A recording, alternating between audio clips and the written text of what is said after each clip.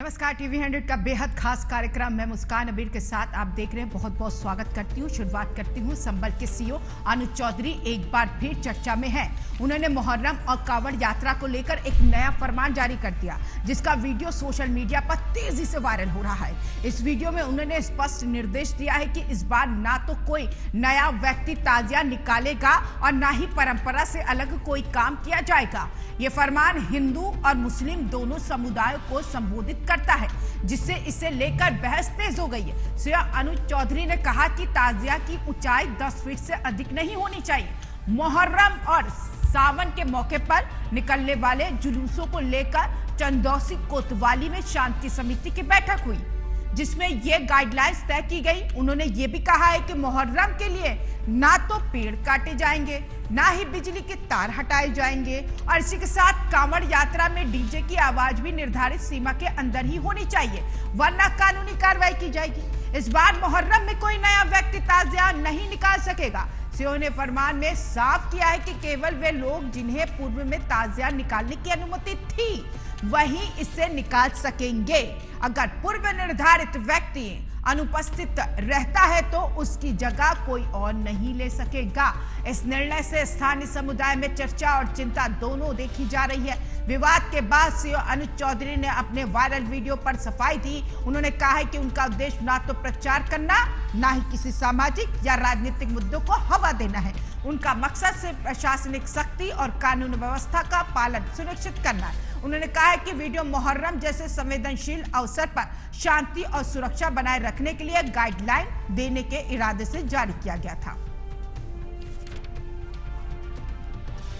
तो ऐसे में अब राजनीति इस पर शुरू हो गई। अनुज चौधरी ने कोई पहली बार ऐसा बयान नहीं दिया। त्योहार के मौके पर बार बार हर बार, चाहे ईद हो या फिर होली हो या फिर सावन का त्योहार हो और या फिर नवरात्रि का, जब नवरात्रि के समय मुस्लिम का त्योहार हुआ था, उन्होंने साफ तौर पर कहा था कि आप बड़ी सौहार्द के साथ इस त्योहार को मनाइए। और इसी के साथ जुमा, मुहर्रम, ये सारी चीजें थी। नवरात्रि आपको याद होगा और आखिरी जुमा पड़ा था, तो अनुज चौधरी ने कहा था कि जुमा तो बार बार आता है, लेकिन ये जो त्योहार होली का, माफी चाहिए चाहती हूँ, होली का जो त्योहार है साल में एक बार आता है, तो आप घर में ही रहिएगा और आप नमाज की जो टाइमिंग है उसे बढ़ा दीजिए, भाईचारे को बरकरार रखिए, सौहार्द पूरा माहौल बनाइए। और इसी के साथ अब अनुज चौधरी का एक और बयान सामने आया, जिसने सुर्खियां बटोरना शुरू कर दिया।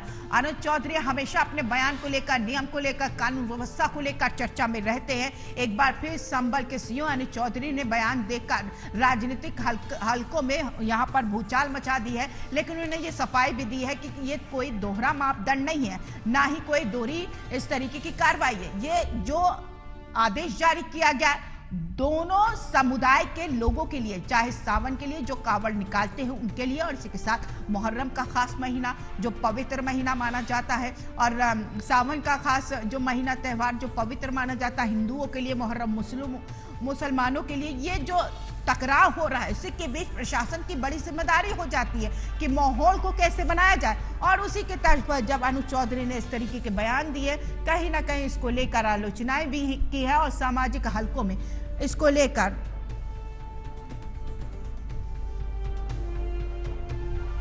दोनों तरफ से अब प्रतिक्रियाएं सामने आ रही है। अनुज चौधरी का ये फरमान क्या वाकई त्योहार को लेकर सही है? क्या ये जो उन्होंने आदेश दिया है, गाइडलाइन जारी किया है, इसके तहत ये दोहरा मापदंड है या फिर ये जो नियम और गाइडलाइंस है ये दोनों के लिए है?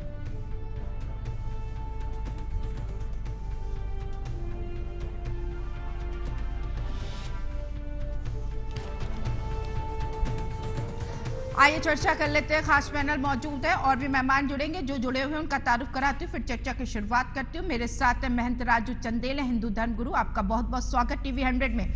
वैष्णव विनोद है, हिंदू धर्म गुरु है, आपका भी बहुत बहुत स्वागत। सबसे पहले मुझे महंत राजू चंदेल जी आपसे सवाल का जवाब लेना है। दोनों वही हैं हिंदू धर्म गुरु, क्योंकि पहले तारुफ आपका कराया, आपके तरफ चलती हूँ और जानूंगी कि जो अनुज चौधरी का बयान है वो सिर्फ महज मुहर्रम के लिए भी नहीं है, सावन के महीने के लिए कांवड़ जो यात्रा निकाली जाती है वो शांतिपूर्ण नहीं होती, वो डीजे के साथ होती, बड़ी धुन के साथ होती, ताकि उत्साह के साथ इस यात्रा को मुकम्मल किया जा सके। लेकिन एक समय सीमा और लिमिट तय कर दी गई है, क्या ये उचित है? मेरा जो अपना मानना है हाँ। वो यही है कि अनुज चौधरी जो काम कर रहे हैं बिल्कुल कानून के दायरे में, और माहौल खराब ना हो, हाँ। और शांति प्रिय ढंग से ये सब हो।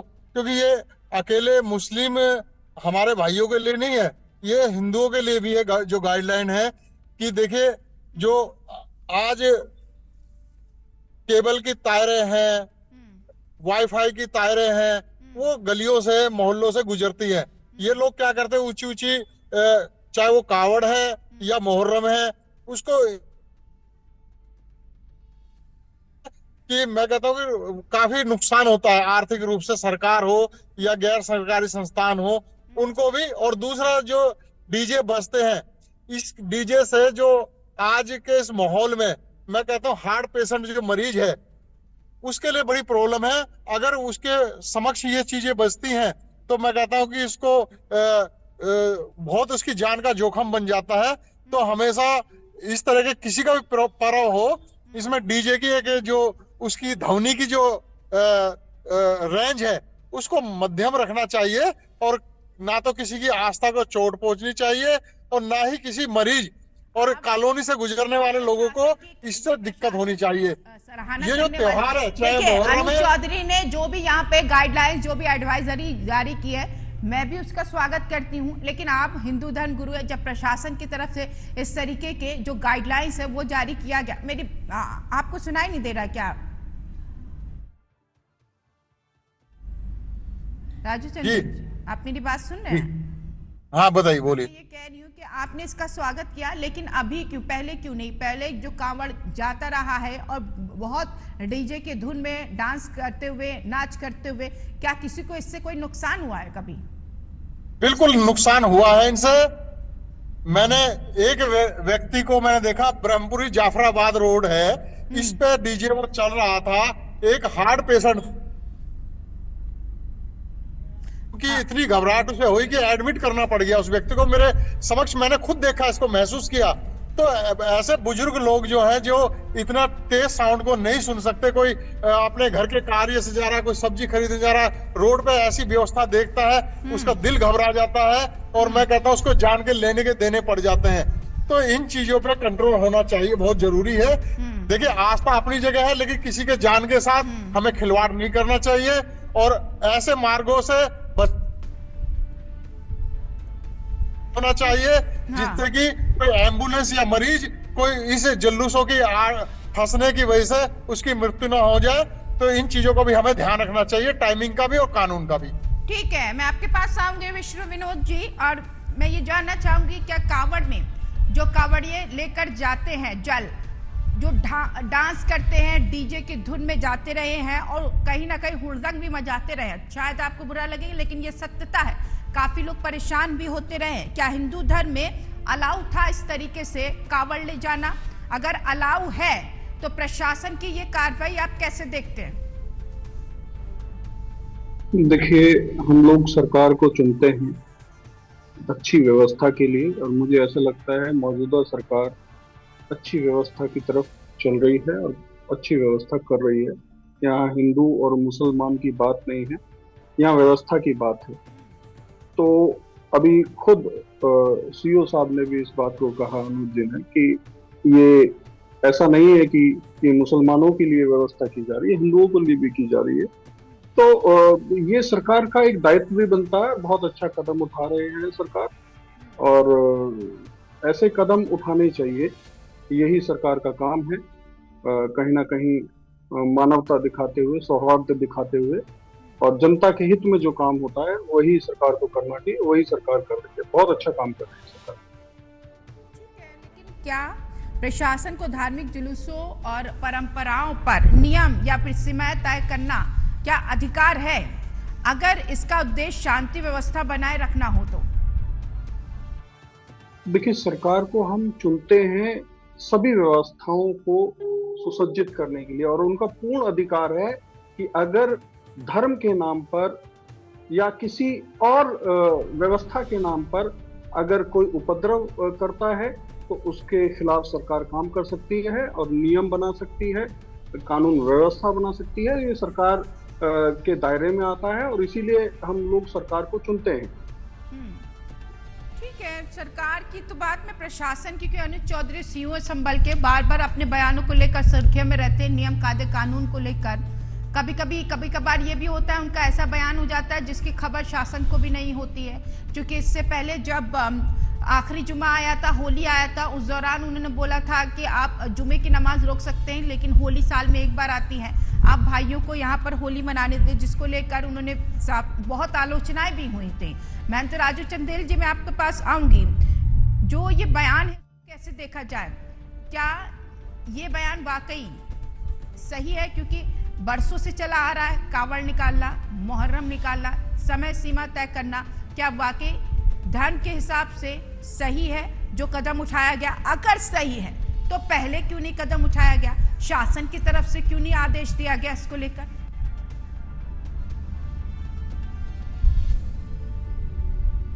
देखिए, जब समाज के अंदर जब जो सामाजिक बुराइयां हैं, जब तक वह सामने नहीं आती है, जनता त्रस्त नहीं होती है, तब तक उन पर नियम कायदे कानून, पहले आबादी देश की बहुत कम थी और लोग एक डिसिप्लिन में हुआ करते थे।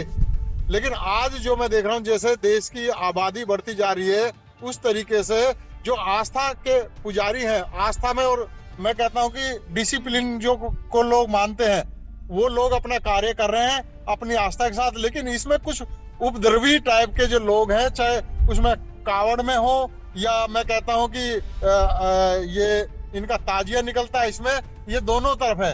ये सामाजिक जो व्यवस्थाएं हैं, इन्हें संभालने के लिए, इसे कंट्रोल के लिए कानून बनाए जाने बहुत जरूरी है। क्योंकि पहले जब चंदेल जी, मानती हूँ कानून, मैं भी स्वागत करती हूँ इस कानून का, इस तरीके की गाइडलाइंस का, लेकिन आखिर पहले से क्यों नहीं इसके खिलाफ कदम उठाया गया? जब लोगों के लिए पहले इस तरीके के ज्यादा उपद्रव नहीं हुआ करते थे, पहले इस तरह के हुड़दंग नहीं हुआ करते थे। अब जो है इनकी आड़ में हुड़दंगी ज्यादा आने लगे। पहले की मैं आपको एक बात बता रहा हूँ, सुनिए मेरी बात, मैं बात आप वहीं आ रहा हूँ। मैं अपने कावड़ से ही शुरू करता हूँ कि त्रेता युग में जो हमारे श्रवण जी थे, अपने माता पिता को सभी तीर्थों पे ले जाने का कार्य किया उन्होंने, दोनों कावड़ों में बिठा करके। ये परंपरा तब से चली थी और आज भी मैं कहता हूं कि गाय बजाए हम प्रतिवर्ष ऐसा देखते, कोई ना कोई श्रवण कुमार अपने माता पिता को लेकर आता है और उसकी समाज में, चाहे वो मुस्लिम धर्म पंथ की बात हो, किसी भी पंथ की बात हो, सभी लोग इस आस्था के, मैं कहता हूँ, भाव विभोर हो जाते हैं। देखते हैं कि देखिए आज भी स्वर्ण ऐसे हैं, लेकिन आज के मैं स्वर्ण देख रहा हूँ कि वो हुड़दंग गाने की, हुड़दंग मचाने की।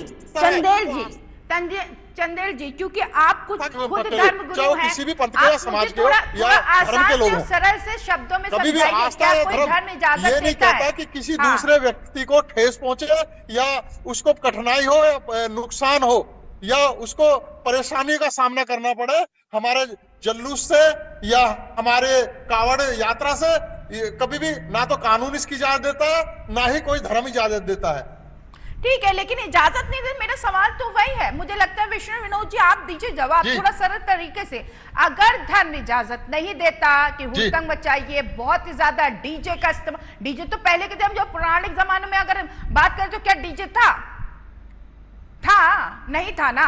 तो अभी ये परंपरा कहां से निकल गई जिसके लिए शासन प्रशासन को ये ठोस और सख्त कदम उठाने पड़ रहे हैं? और अभी क्यों उठाने पड़ रहे हैं? इससे पहले भी कई साल कई सरकारें आई, क्यों नहीं नियम कायदे कानून बने? इतने नुकसान होने के बाद क्यों आप कदम उठाए जा रहे हैं?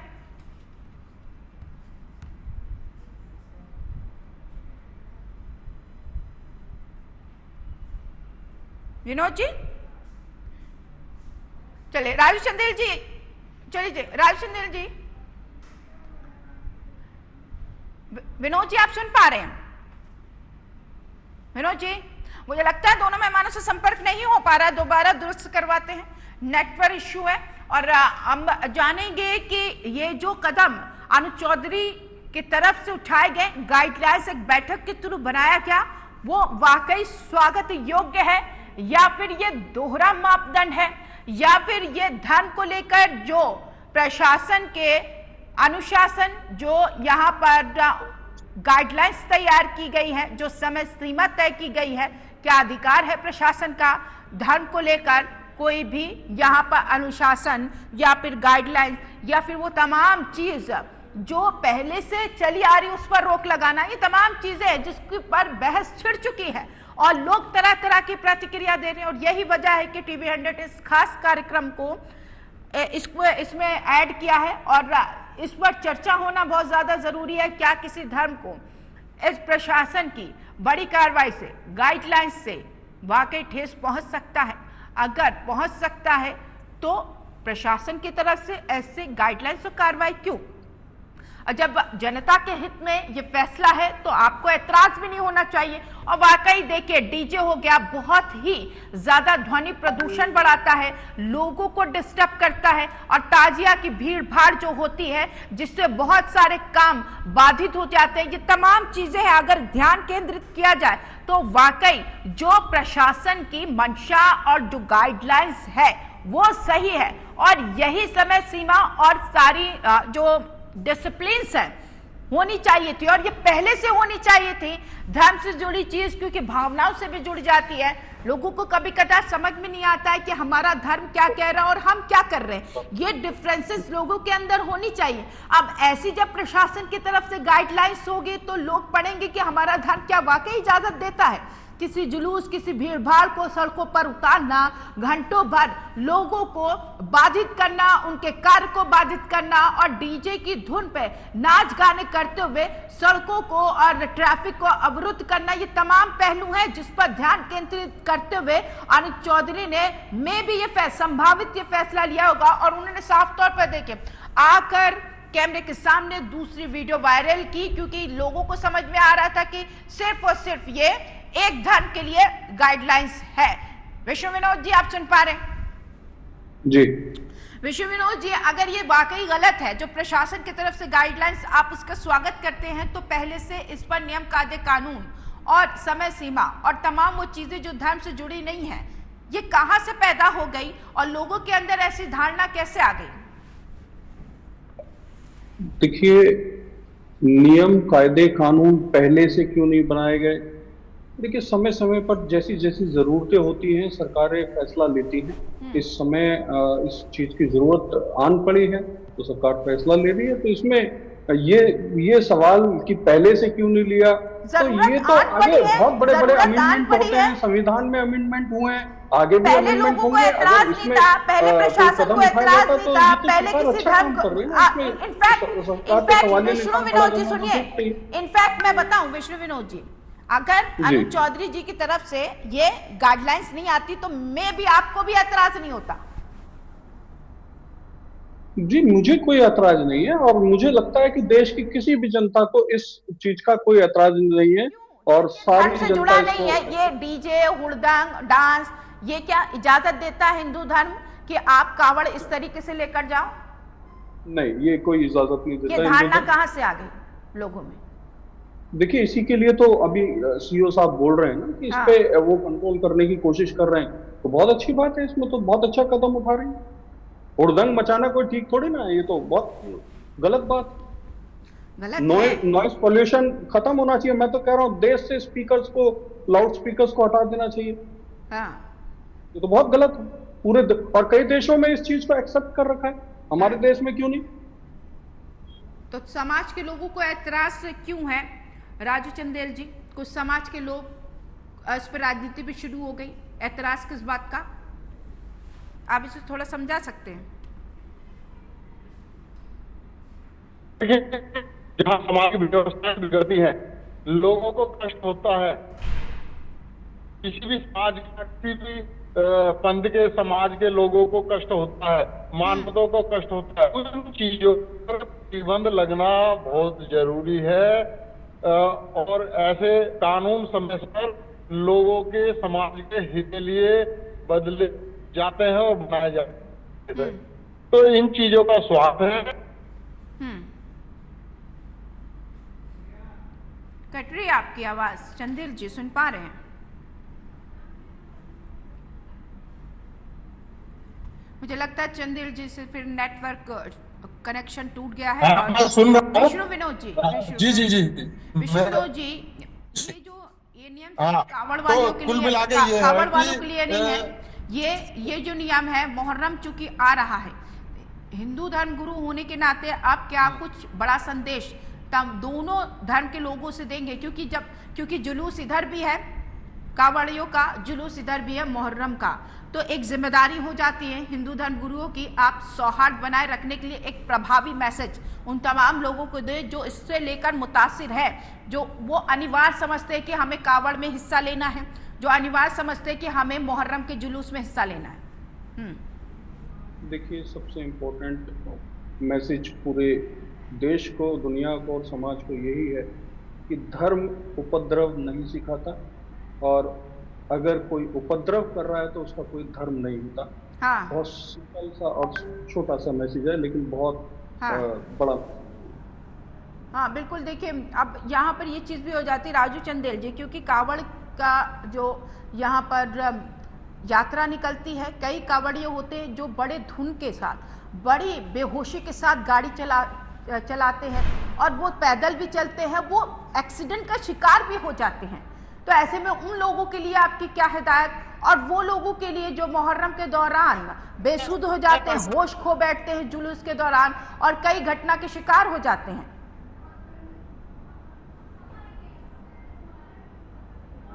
चलिए, मुझे लगता है दोनों गेस्टों से संपर्क टूट गया, लेकिन इन सबके बीच ये बड़ी बात है कि यहाँ पर एक अहम और बहुत ही महत्वपूर्ण फैसला लिया गया जिससे सौहार्द बना रहे। कई बार ऐसा संयोग हुआ है कि हिंदू और मुस्लिम त्यौहार एक साथ आए, और अब की बार भी ऐसा हुआ जिसमें अनिल चौधरी का गाइडलाइन सामने आया है।